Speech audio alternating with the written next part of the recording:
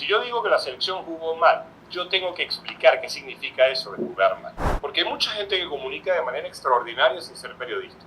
En esta herramienta tienes todas las posibilidades de crear tu contenido y tratar de ser lo que tú quieras. Yo ahí no hablo de porcentaje de posesión. El porcentaje de la posesión es una estadística que se inventaron los norteamericanos.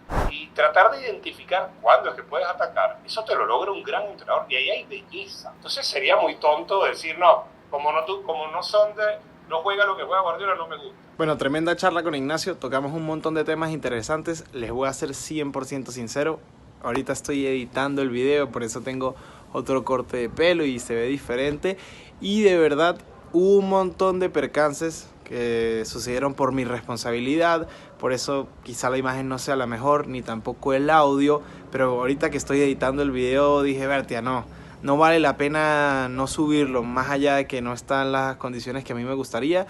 Y yo ya hablé con Ignacio que seguramente en otra ocasión podamos tener otra charla que salga como debe salir, como normalmente están acostumbrados a la calidad del canal. Pero bueno, entiendan allí, igualmente hay un montón de cosas para disfrutar de lo que hablamos. Y se escuchará bien. ¿Sí? Creo que eso es lo que me va a salvar la vida literal porque esto se grabó sin audio. Pero es que imagínense, no traje la computadora con... ¿Qué tal, Ignacio? ¿Cómo estás? Hola Carlos, un gusto saludarte, gracias por la invitación. No, el gusto es mío. Bueno, principalmente te quería hablar contigo, no solo por el repertorio que tienes, sino por dos cosas que me llaman bastante la atención.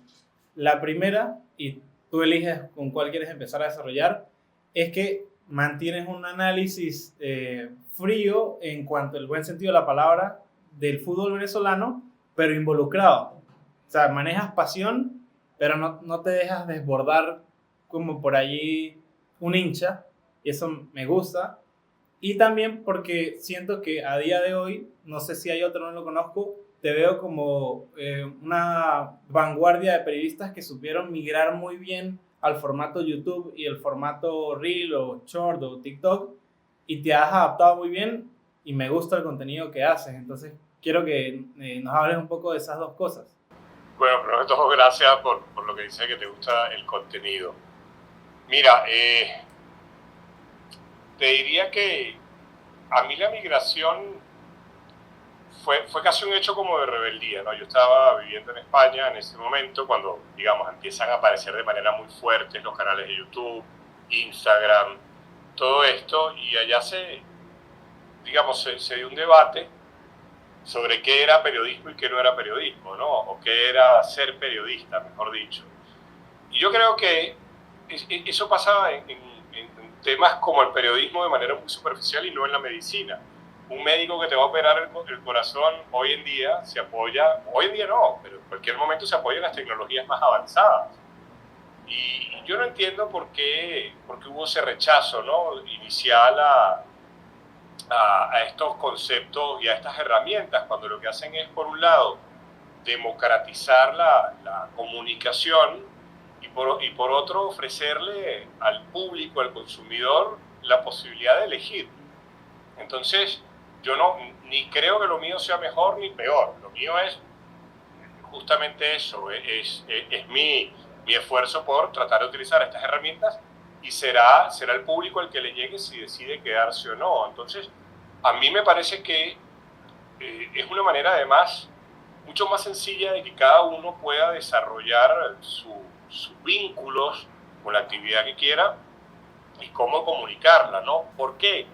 Porque antes, yo tengo 48 años, antes tenía que esperar a ver si una emisora de radio, un canal de televisión o un diario te consideraba apto, ¿no? Claro. Y en esa elección a veces pesaban otros factores, si le caías bien al dueño, ¿sabes? Cosas muy subjetivas, ¿no? Y yo creo que hoy en día, se lo digo mucho a mis alumnos en la universidad, hoy en día en esta herramienta tienes todas las posibilidades de crear tu contenido y tratar de ser lo que tú quieras, lo que tú aspiras, ¿no? Entonces a mí me pareció muy, muy entretenido.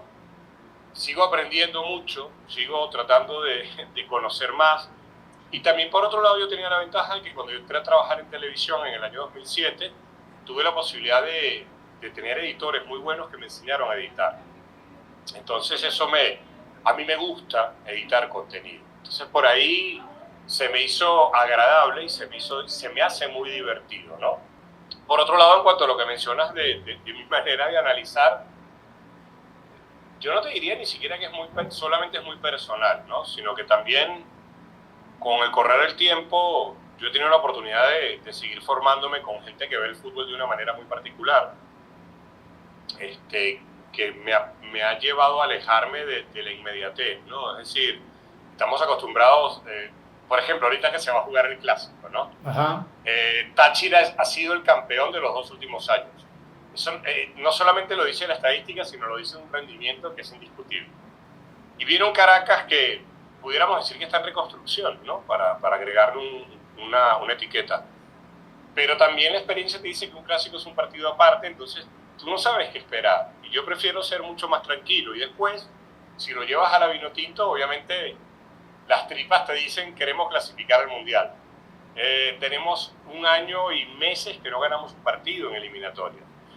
Pero yo no me voy a atrever a decir, bueno, echen a Batista, no porque crea que Batista es el mejor, sino porque no hay una sola garantía de que quien venga, si esa fuera la decisión de la federación, va precisamente a garantizar que vamos a clasificar al Mundial. Entonces, te soy muy sincero, quizás es una manera de vida, quizás está referido a esta gente que en los últimos 10 años me han abierto las puertas para aprender un poco de lo difícil que es el fútbol y sobre todo que yo siento que sí, que nos emocionamos mucho, ¿no? Y a veces queremos pegar 4 gritos y eso en estos tiempos genera muchos clics, muchas visualizaciones, pero yo creo que uno es lo que es, ¿no? Y yo no voy a pegar gritos. Es cierto que sí, viendo el partido, si estoy en la soledad de mi casa y no estoy en el canal de televisión, estoy caminando, yo veo los partidos solo, pero no ganas nada pegando 4 gritos. Al final, cuando tienes que analizar un partido, tienes que ser muy frío. Yo hago un paralelismo con la ciencia forense, aunque no somos una ciencia todavía, pero yo no creo que un médico forense esté pegando gritos cuando está abriendo un cuerpo, ¿no? Claro. Bueno, también quería preguntarte sobre lo primero que nombrabas. ¿Sientes que ya sea académica o de forma autodidacta, hay que prepararse para enfrentar un nuevo formato, como fue en tu caso? O sea, migrar a una plataforma o vas aprendiendo un poco sobre la marcha. Tienes que prepararte y vas a seguir aprendiendo sobre la marcha, las dos cosas. Porque una de las circunstancias o de las particularidades de estas nuevas plataformas es que los algoritmos y todo aquello va cambiando muy rápido, ¿no? Y yo no soy un programador, es decir, a mí un algoritmo no me lo puedes explicar en 10 minutos, tienes que pasar rato explicándome. Y sobre todo tienes que tener muy en consideración las tendencias. Por ejemplo, hoy en Instagram, si vas a publicar un reel y ese está hecho en forma horizontal, vas a generar menos impacto que si está hecho en forma vertical. Cuando empezó el algoritmo a buscar o a exigirte que pusieras subtítulos, por ejemplo, esas cosas tienes que estar muy pendiente, ¿no? Y te tienes que preparar. Y yo digo que académicamente lo tienes que hacer porque hay mucha gente que comunica de manera extraordinaria sin ser periodista. Eso no hay ninguna duda. Pero tienes que prepararte para comunicar. Tienes que, no solamente desde cualquier curso que puedas hacer, sino también, yo soy muy fan de esto de que tienes que leer y tienes que leer cualquier cosa. ¿Te gusta el fútbol? Lee de fútbol. Pero también lee novelas, también lee de historia, también lee lo que a ti te guste en la vida, pero lee, porque eso te va a permitir cultivar tu vocabulario y encontrar una manera de comunicar que sea agradable para todos aquellos que te están escuchando o te están observando. ¿Has entrado alguna vez, no necesariamente con una respuesta, pero el típico debate de el periodista es por el título, es por el oficio, es por ambas? ¿Para ti qué es un periodista? Mira, yo creo que tú puedes ser un periodista académico, que estudiaste, te graduaste, y puedes ejercer el periodismo sin haberlo estudiado, digamos, de manera oficial. Porque, a ver, te doy un ejemplo en el béisbol, ¿no? Para mí, mi comentarista favorito en Venezuela ha sido John Carrillo. John Carrillo no es periodista, es ingeniero. Y no solamente ha sido uno de los mejores comunicadores en béisbol, sino también fue el gerente que creó una de las grandes dinastías del Magallanes.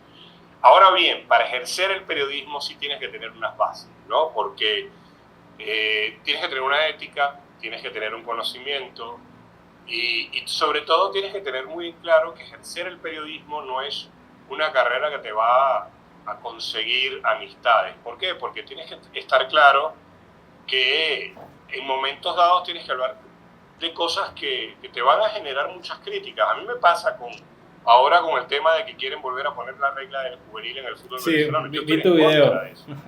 Yo estoy en contra de eso, porque la regla del juvenil no te va a solucionar nada. Y de hecho, hay un tema que lo he tratado de probar con los nombres de los futbolistas. Las dos épocas en las que la selección de mayores estuvo más cerca de ir a un mundial fueron con Richard Páez y con César Farías. Ninguno de esos futbolistas venía de la regla del juvenil, no existía la regla del juvenil. Ahora bien, que la regla del juvenil puede ser una de las tantas medidas que ayuden, sí, claro, pero no es lo único, hay que trabajar unas cuestiones mucho más profundas. Y eso te genera algún tipo de cuestionamiento, ¿no? O por ejemplo, me voy a ir muy atrás, cuando en 2015 se firmó el primer contrato con Gol TV. Y yo escribí un artículo, todavía está ese artículo en elestimulo.com, en el que yo establecía que eso no era ninguna salvación, porque esto era una estrategia de los dueños de Gol TV de meterse en las federaciones nacionales de Sudamérica para tratar de disputar la titularidad de los derechos de la Copa Libertadores y la Copa Sudamericana. Yeah. Y que si eso no funcionaba, después no iban a pagar. No es que yo tuviera razón, no, yo no tengo razón, pero había hecho el trabajo de investigación. Y cuando hice el trabajo de investigación de la marca Giboba, me encontré con todo lo contrario de lo que nos dijeron. Sí, bueno, sí, eso te va a generar que gente no te quiera, o que te va a generar críticas, o te va a generar alguna llamada del poder. Bueno, pero eso es hacer periodismo. Yo no estoy acusando a nadie de corrupto. Claro. ¿Por qué? Por las pruebas. Te pregunto, cuando tú prendes la cámara, por ejemplo, y quedó eliminado la selección del sudamericano, prendes la cámara y haces el video, ¿estás haciendo periodismo? Con todo lo que venimos hablando. Sí, lo estás haciendo. Lo estás haciendo sobre todo si respetas... a ver, si tú partes de un hecho, que como tú bien lo mencionas, la selección quedó eliminada, y si tu opinión está sustentada en hechos, estás dando una opinión periodística. Es decir, la selección... vamos a poner ese ejemplo. Si yo digo que la selección jugó mal, yo tengo que explicar qué significa eso de jugar mal. Yeah. Porque si no es un tuit de cualquier... No, la selección jugó mal. No, yo tengo que explicarlo con hechos. Si a mí me pasa, por ejemplo, y tú más porque eres más joven y seguramente tienes mejor manejo de las redes sociales. Te vas a la red social X y te encuentras con periodistas que te dicen el mapa de calor de John Aramburu. Vamos a poner a John Aramburu, que es una de las figuras hoy en día de la Vinotinto. Te demuestra un gran despliegue. Yo lo primero que digo es, eso es un enunciado, eso no es una explicación, porque ese mapa de calor no me está explicando si lo que Aramburu tenía que hacer en el partido era eso. Entonces nosotros tenemos como periodistas, y sobre todo en nuestro caso, que es el deporte o el fútbol, tenemos que no solamente enunciar, sino tenemos que explicar. Y yo trato, quizás porque soy profesor universitario y he tenido que forjarme en ello, de que toda afirmación tiene que tener una explicación.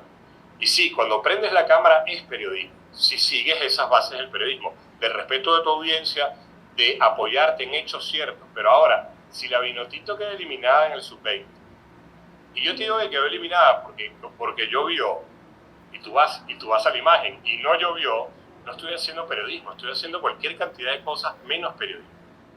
Claro, ahora en el deporte pasa algo sobre la misma línea, que es que por ahí, voy a tirar un ejemplo, Ignacio Benedetti es más de la posesión, y pero por decirte algo, ¿no? Y Pedrito Pérez es más del contraataque.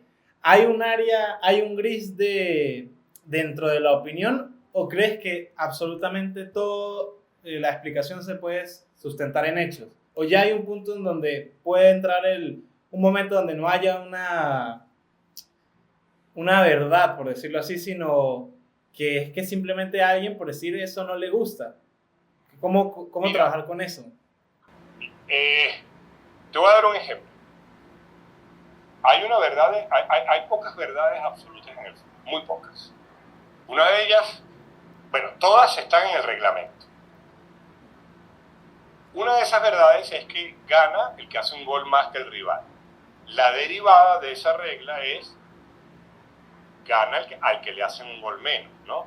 Por ello de los equipos se arman de atrás adelante. Eso es una manera de concebir el fútbol. Eso no es una verdad, es una manera.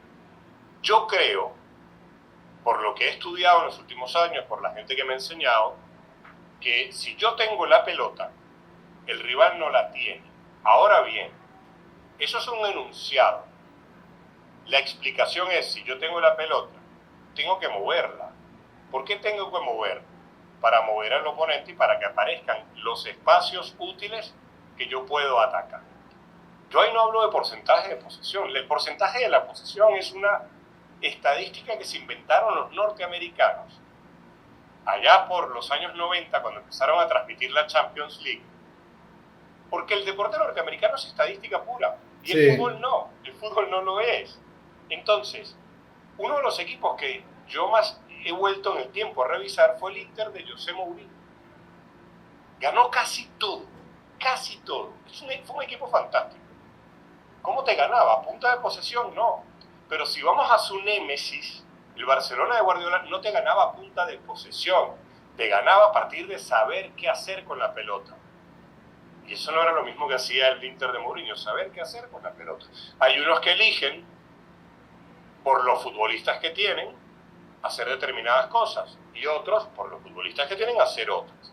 Entonces yo creo que tú tienes gusto, siempre vas a tener gusto.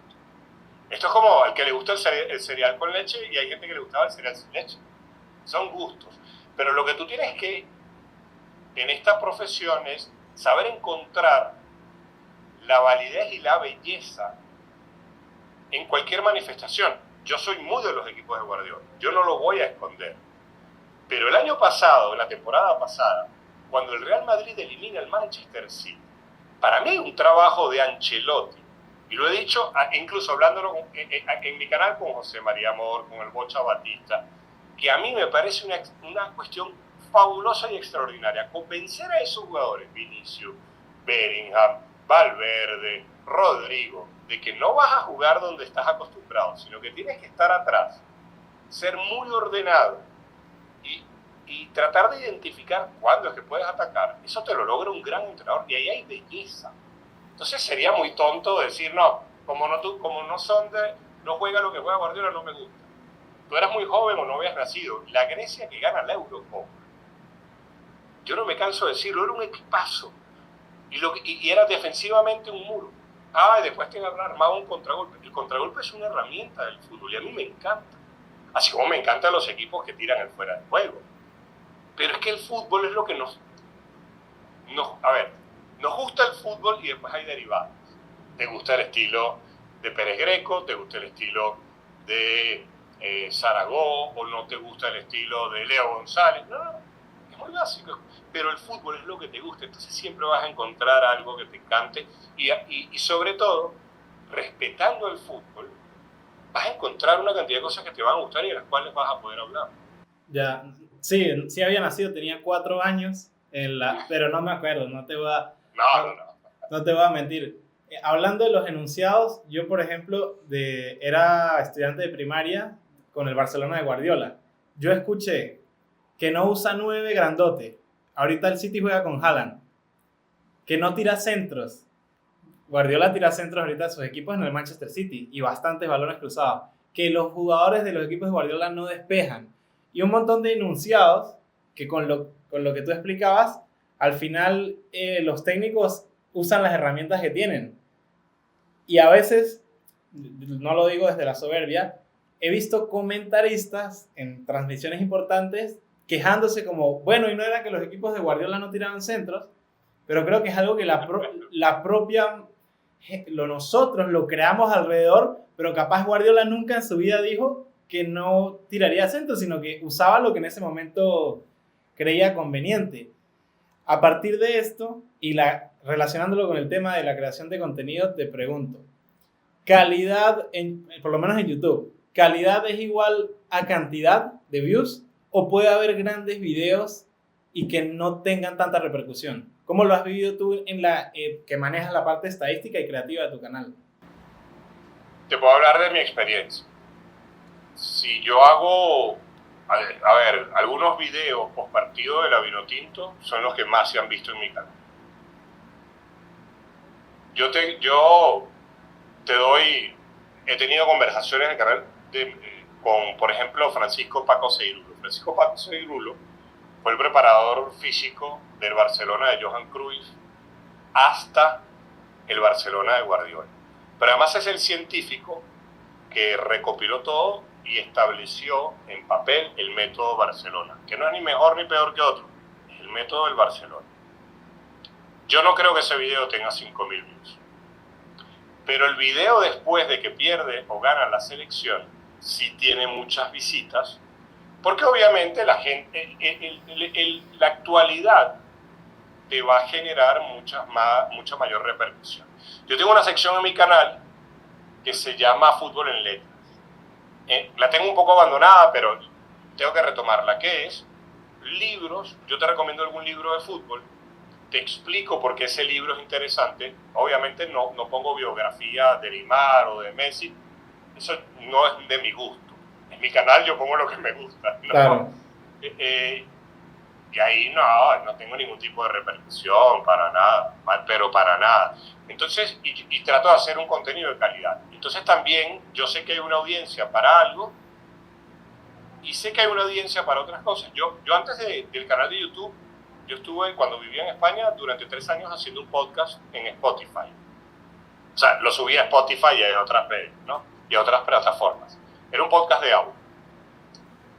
Y cuando yo lo creé, un amigo me decía, ¿qué audiencia quieres? Y yo le decía, gente del fútbol, entrenadores, preparadores físicos, gente que se esté preparando. Y me dijo inmediatamente, no vas a tener 1000 escuchas por episodio. Y no me importa. Porque si esto me sirve a mí para que alguien en Finlandia esté escuchando el contenido, yo me doy por feliz. Y así fue. Entonces, yo entiendo que todo tipo de contenido que medianamente tenga algo que te acerque al escándalo, a las tripas, va a tener muchas más visitas que el mío. Yo no estoy diciendo que sea peor que el mío, ¿eh? Yo no voy a hacer esa calificación. El mundo de YouTube es interminable, entonces no puedes. Pero yo sí parto del concepto de que yo a mi audiencia, que está esperando algo de mí, tengo que respetarla y tengo que darle el 100% de lo que yo puedo dar. Entonces, ¿tengo menos visualizaciones? Sí, obviamente. Además, a mí me gusta tener un lenguaje técnico y explicar. Pero en la vida pasa eso, ¿no? Tú te encuentras los artistas más escuchados y no precisamente quizá sean los mejores. De repente te encuentras artistas que, no me estoy comparando, no estoy diciendo videocierme, no. Pero al final todo se trata de que tú seas muy respetuoso con lo que tú eres. Y no impostar una postura para generar visitas. Claro. Hoy, por ejemplo, tu canal es Fútbol con Ignacio Benedetti. Vamos a España, por ejemplo, está Mundo Maldini, Argentina, no sé, Pablo Carroza o Acecas Carroza. ¿Por qué crees que se da ese fenómeno que quizá antes, recuerdo que reuniones creativas que era mucho como más bueno, a 2 toques o fuera de juego o fútbol picante, por poner ejemplos, y hoy se está usando mucho el nombre en estos canales, así como los ejemplos que nombré, o incluso en el mío si entra, como la base, y un poco nos deshacemos de ese problema de pensar un nombre como nuevo que nunca nadie haya usado en la historia. ¿Por qué crees que pasa esto? Bueno, porque yo creo que estas plataformas, salvo que tú generes un canal con 2 compañeros, entonces no vas a poner el nombre de los 3 compañeros y ahí sí tienes que buscar algo más genérico. Estas plataformas ya, en mi caso, Fútbol con Ignacio Benedetti, ya la persona que le gusta mi análisis sabe que ese es mi canal. Te decía que la plataforma te permite personalizar para hacer que el trabajo de búsqueda de la audiencia sea mucho más sencillo. En un canal de televisión, que es lo que me ha pasado, lo que está por pasarme otra vez, el programa es del canal, a ti el canal te contrata. Entonces es algo más genérico, pero yo ahora estoy por lanzar una segunda plataforma en YouTube en la cual lo voy a hacer con 2 compañeros y no se va a llamar con Ignacio Benedetti, no, va a tener un nombre del programa y bueno, estamos estos 2 compañeros y yo hablando, pero no se va a llamar Benedetti y compañía, no, ahí no. Mi programa, mi canal se llama Fútbol con Ignacio Benedetti porque además cuando comparto con amigos en entrevistas o que están in situ conmigo, son mis amigos, entonces me doy esa libertad, me tomo esa licencia. Pero yo creo que también tiene esa ventaja, porque imagínate que a mí Venevisión me contrate y Venevisión diga, bueno, voy a sacar el programa, se llama Fútbol con Ignacio Benedetti. Yo a Venevisión le daría las gracias, pero diría, no, vamos a estrellar. Vamos a estrellar, busquemos. ¿Por qué? Porque no todo el mundo, porque tú eres más grande que yo, es decir, Venevisión, tú eres infinitamente más grande que yo. Ahora, mi canal, que lo que tiene son 12.000 suscriptores, no es un canal tan grande, porque también tengo poco menos de un año. A ver, yo estoy muy agradecido con la gente que se toma un minuto, así sea para insultarme, pero se toma un minuto para ver. Pero nunca será lo mismo, a menos de que tú me digas que yo tengo 3 millones de suscriptores, Claro. ahí ya es otra cosa. Sí, bueno, una de las cosas que vi, te explico que a mí me pasa algo que, por ejemplo, cuando veo a alguien que hace algo que me gusta, siempre está esa voz dentro que dice, vamos a ver a este, ¿no? Pero no desde un mal lugar, sino es parte de los procesos naturales de un mundo competitivo que no necesariamente es una mala palabra, y empecé a scrollear y a scrollear y a scrollear y me di cuenta que tu primer video tranquilamente tiene 12, 13 años en YouTube. No necesariamente con el mismo formato ni con la misma regularidad, pero hey, ya llevabas rato dándole a la cosa. Sí, te puedo contar, mira, yo creo que si el primer video, estamos en 2025, fue hace 12 años, tendría que ver con algo de la selección, algo de Tomás Rincón o algo del Manchester United contra el Athletic Club de Bilbao, algo por el estilo. Cuando yo salí, yo estaba en la selección y cuando nos fuimos de la selección en el año 2016, es mi primer impulso de querer armar el canal de YouTube. Pero ¿qué pasaba? Que las herramientas no eran tan sencillas, ¿no? Y no teníamos, por ejemplo, a ver, recuérdate que a partir de la pandemia, estas herramientas como Zoom, StreamYard se desarrollaron y crearon mucha más fuerza. Sí. Y entonces lo fui posponiendo, ¿no? Tenía otros proyectos, yo trabajaba en España, trabajaba en un medio en España, trabajaba en una revista en España, bueno, gracias a Dios sigo haciendo algunas asesorías a entrenadores o equipos, entonces todo era como más difícil. Hoy en día, el año pasado me sucedió que dije, bueno, ok, yo quiero tener mi programa. ¿Y dónde lo voy a tener? En mi canal de YouTube. Entonces ahí sí le fui dando una periodicidad al canal, sobre todo porque además ya tenía mucho más claras las reglas del juego. Qué podía utilizar a nivel de material de imágenes, ese estilo de cosas. Empecé a meterme nuevamente en el mundo de los plugins para la edición y todo esto. Yo edito con Final Cut, que es el programa de Apple. Me divierte mucho y tenía el tiempo. Hoy en día, ¿qué ha pasado? Que ahora, cuando tengo algunas otras tareas, digo, ya va, pero que no me choquen con la creación de contenido para mi canal. Claro. Porque es mío, y tengo esa libertad. Entonces, no quiero dejar de hacerlo. Si me tomo licencias, de repente puede que el fin de semana no haga ningún contenido, porque tampoco quiero ser esclavo del canal de YouTube. Porque también tengo 48 años y ya he pasado por momentos en los que estás tan entregado a tu trabajo en el que te olvidas de tener otras cosas, de ver documentales, ver películas, leer libros, pasar tiempo con amistades. Entonces, si el fin de semana lo estoy teniendo con esa dinámica y no hice un video, pues no lo hice.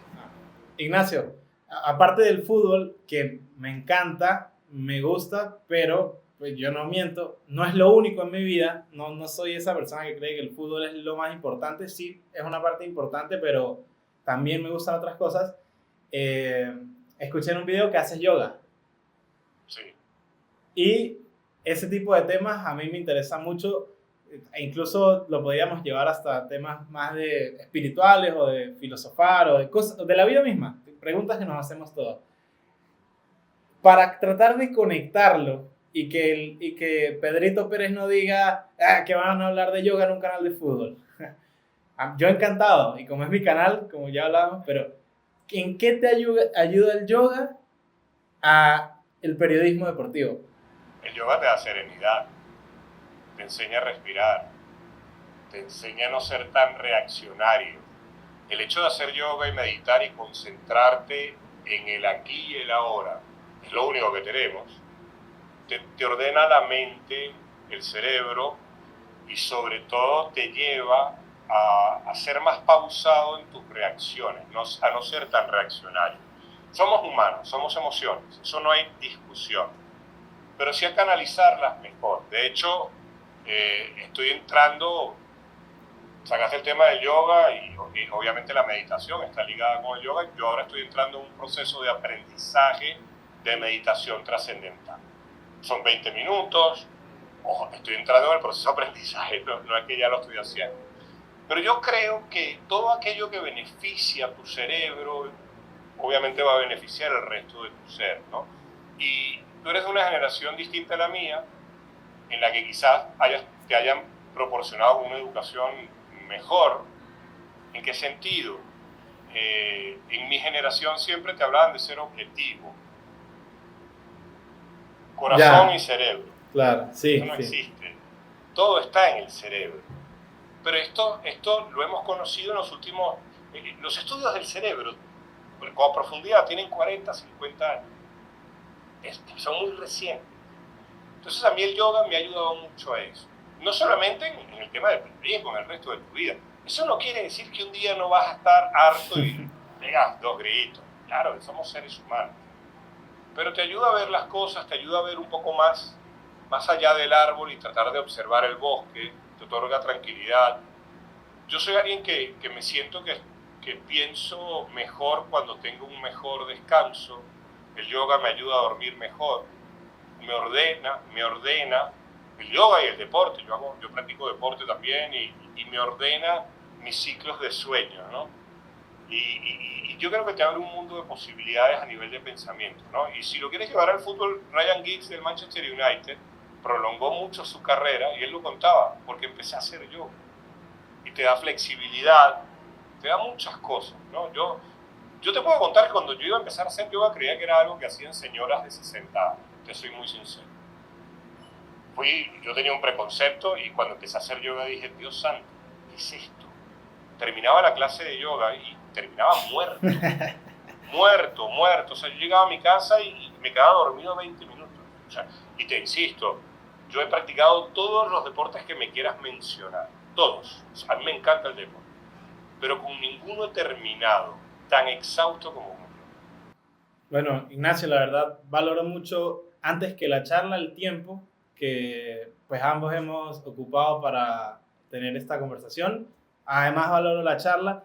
Me gustaría que fuera infinitamente más larga, pero seguramente habrá otra oportunidad de hacer una parte 2 o en tal caso de conectarnos en vivo, si se da la oportunidad y si te gustó. Y bueno, agradecerte por eso, y también si ya para cerrar quieres enviarle algún mensaje breve al futbolero venezolano, de lo que tú quieras. Bueno, primero que todo agradecértelo, porque bueno, que me hayas tomado en cuenta, yo lo agradezco. Siempre digo que alguien se acuerde de uno es un regalo de la vida, ¿no? Uno no es nadie como para que los tenga más. Yo sé que hay gente con otro tipo de actitudes, pero la vida te enseña que no. Después, sí, claro que habrá una segunda parte y podremos profundizar en temas más filosóficos y más lo que te provoque. Y el mensaje al futbolero venezolano, yo lo único que les puedo decir es que sigan viviendo su pasión. Lo único que yo les sugeriría, porque yo no soy nadie para darle consejos a nadie, valga la redundancia, es tratemos de alejarnos de las manifestaciones violentas. Pero no porque yo sea un pacifista, sino porque yo vengo de una cultura, de la cultura punk, y la cultura punk te enseña que tenemos que valorar al que está al lado de nosotros y tratar de tener cierto aprecio por ese ese ser, ese semejante que está al lado de nosotros. Y que a veces es mejor entenderlo y tener cierta compasión antes de reaccionar violentamente. Y te digo esto porque sé que en la cultura punk, cuando tú buscas en cualquier video, están estos pogos que se hacían en los conciertos. Eso es otra cosa. Entonces, yo lo único que les pediría es eso, que quizás se piensen un poquito el tema de la violencia. No hace bien, no está bien, y al final del día nos trae complicaciones a nosotros, a nuestro equipo, y no ganamos nada. Entonces ese es el único mensaje que yo pudiera dar. Bueno, muchachos, espero que les haya gustado la charla. Hasta aquí llegó. Estábamos un poco ajustados de tiempo los dos y de horario, pero sin duda alguna que en algún momento ojalá lo tengamos en vivo en el canal o, ¿por qué no?, una parte 2 de la entrevista. Gracias por llegar hasta aquí, por ver el video y bueno, como les dije al principio, dejen su opinión en los comentarios sobre lo que hablamos.